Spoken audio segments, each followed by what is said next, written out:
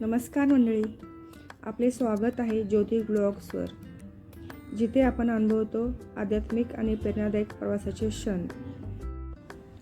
आज आपण उत्तराखंड राज्यातील नीम करोली येथील कैचीधाम आश्रमाला भेट देत आहोत.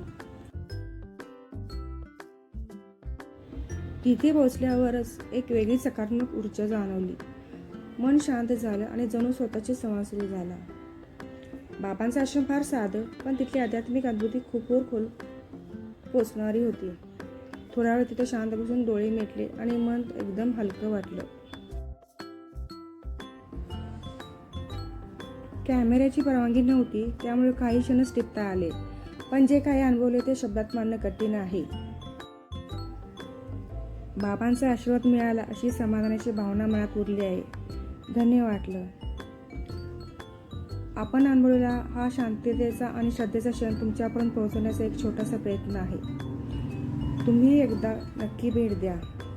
शांती, श्रद्धा आणि साधेपणा याचे एक जिवंत स्थान आहे. तुम्हाला माहीत आहे का, ॲपल कंपनीचे संस्थापक स्टीव्ह जॉब्स यांनी देखील या ठिकाणी भेट दिली होती. 1970च्या दशकात जेव्हा त्यांचे आयुष्य गोंधळात होते, तेव्हा त्यांनी कैचीधाम आश्रमात काही दिवस घालवले. बाबांच्या कृपेने त्यांच्या आयुष्याची दिशा मिळाली आणि नंतर त्यांनी ॲपलची सुरुवात केली, जग बदलून टाकणारा ब्रँड.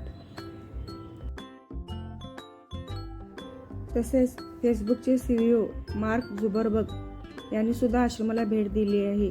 स्टीव्ह जॉबच्या सांगण्यावरून त्यांना पण छान अनुभव आले आहेत.